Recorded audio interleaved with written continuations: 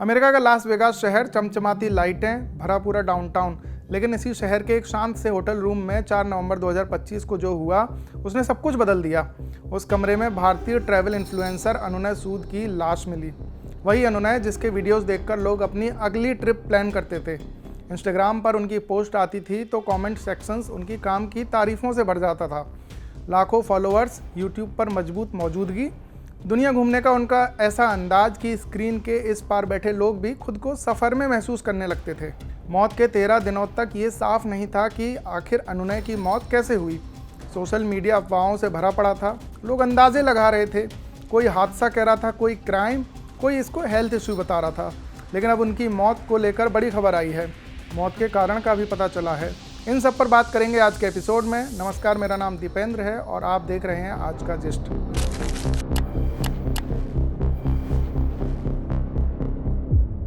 4 नवंबर 2025 की सुबह Las Vegas के विन लास वेगास होटल के एक कमरे में भारतीय यूट्यूबर और ट्रैवल इन्फ्लुएंसर अनुनय सूद की लाश मिली। पुलिस जब कमरे में पहुंची तो वह बेड के पास अनरिस्पॉन्सिव यानी बेहोशी की हालत में पड़े हुए थे और कमरे में नारकोटिक्स नियर द बॉडी दर्ज किया गया, यानी उनके पास से नारकोटिक्स यानी ड्रग्स मिला।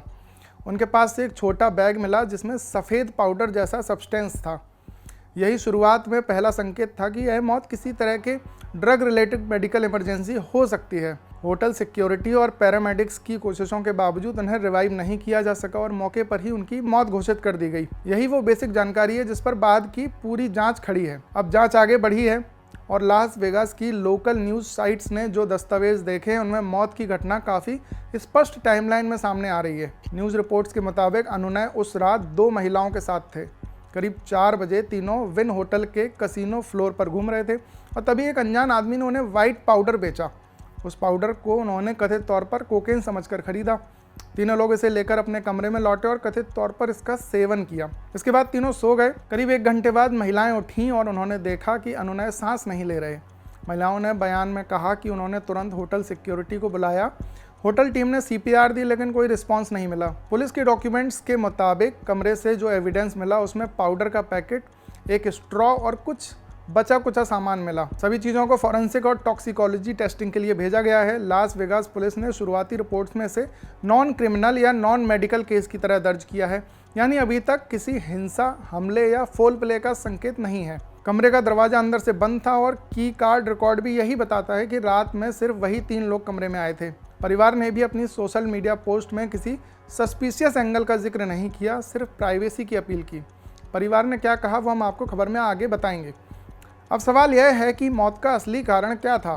क्लार्क काउंटी कोरोनर्स ऑफिस ने फिलहाल कॉज ऑफ डेथ का स्टेटस नहीं बताया है क्योंकि टॉक्सिकोलॉजी रिपोर्ट्स में समय लगता है। अमेरिका में ऐसे मामलों में यही रिपोर्ट अंतिम फैसला देती है, यानी शरीर में कौन सा सब्सटेंस पाया गया और किस मात्रा में मिला वो इसी रिपोर्ट से पता चलेगा।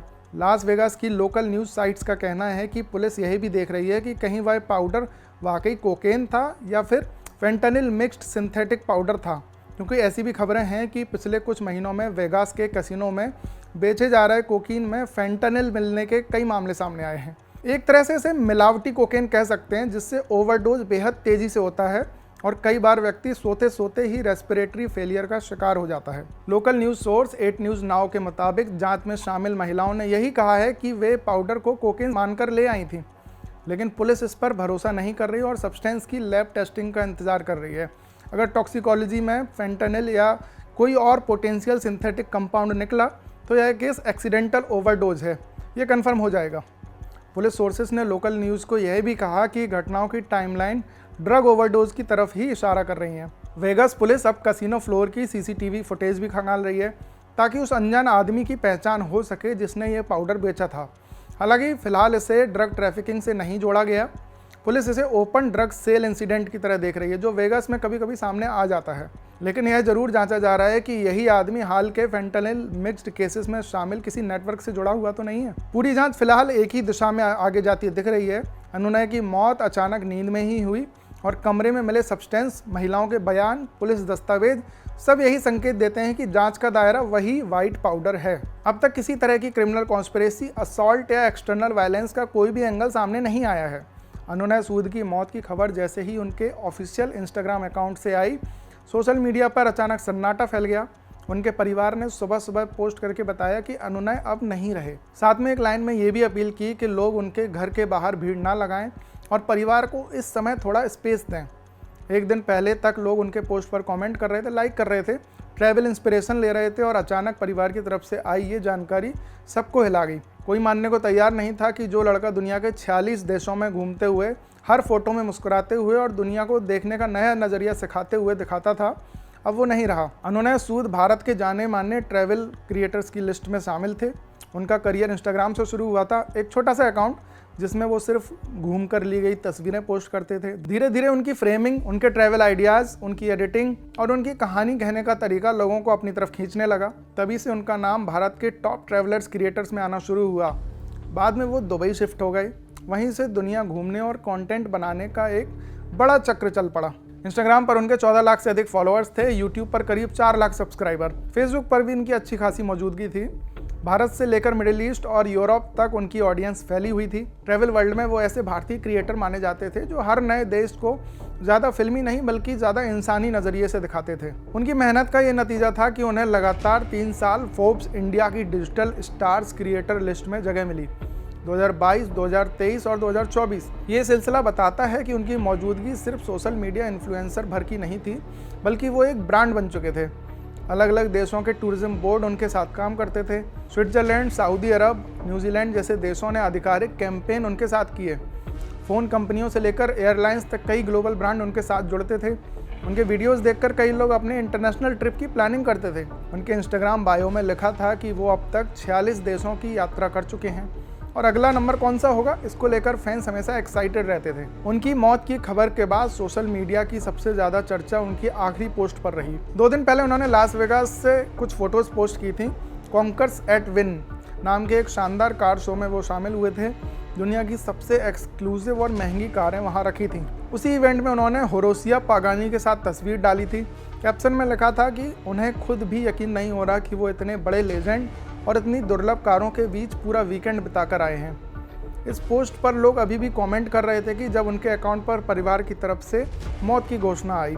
इस आखिरी पोस्ट को देखने के बाद फैंस को और ज़्यादा भरोसा नहीं हो रहा था कि इतना खुश, एक्टिव और एनर्जेटिक दिखने वाला क्रिएटर के साथ अचानक ऐसा क्या हुआ। अनुनय की पर्सनल लाइफ भी अक्सर चर्चा में रहती थी। कुछ साल पहले उन्होंने वृंदा शर्मा को एक बेहद खूबसूरत लोकेशन पर प्रपोज किया था। पहाड़, बर्फ और एकदम मूवी जैसी सेटिंग में उन्होंने रिंग निकाल कर प्रपोज किया था। वीडियो काफ़ी समय तक वायरल रहा। लोगों को लगता था कि दोनों की शादी होते देर नहीं लगेगी, लेकिन बाद में दोनों अलग हो गए। बीच में अनुनय ने एक सवाल जवाब वीडियो भी डाला, यानी Q&A डाला, जिसमें उन्होंने कहा था कि उनका रिश्ता बाहर से जितना परफेक्ट दिखता था, अंदर उतना आसान नहीं रहा। दोनों ने अलग होकर अपनी अपनी ज़िंदगी आगे बढ़ाई। इस वीडियो के बाद भी उनके फैंस अक्सर पूछते थे कि आखिर दोनों अलग क्यों हुए। उनकी लाइफ में बाद में शिवानी परिहार का नाम जुड़ने लगा। शिवानी जयपुर की एक एक्टर और डिजिटल क्रिएटर हैं। उनके करीब 2.5 लाख फॉलोअर्स इंस्टाग्राम पर हैं।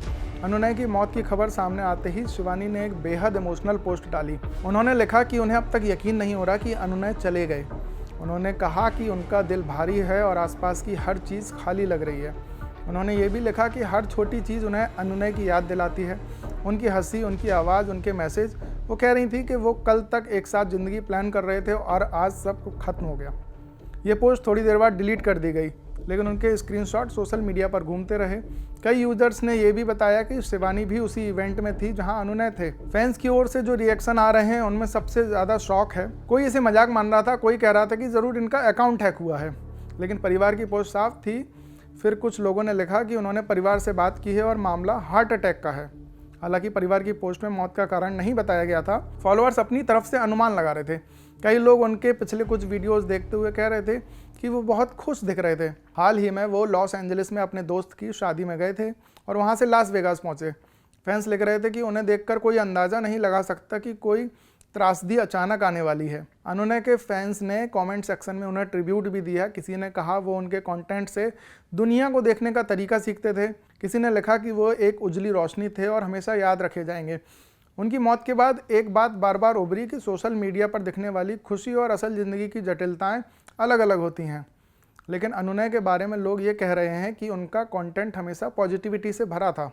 उनके वीडियोस देखकर लोग कह रहे थे कि दुनिया बड़ी है और ज़िंदगी में एक्सप्लोर करने के लिए बहुत कुछ। उनकी मौत यूट्यूब और इन्फ्लुएंसर्स कम्युनिटी के लिए बड़ा झटका है। हालांकि मौत की वजहों को लेकर शुरुआती रिपोर्ट्स में जो कहा जा रहा है उसकी पुष्टि होने में समय लगेगा। इसी के साथ इस एपिसोड में इतना ही। मेरा नाम दीपेंद्र है, कैमरे के पीछे रत्नेश, और आप देख रहे थे आज का जिस्ट। शुक्रिया।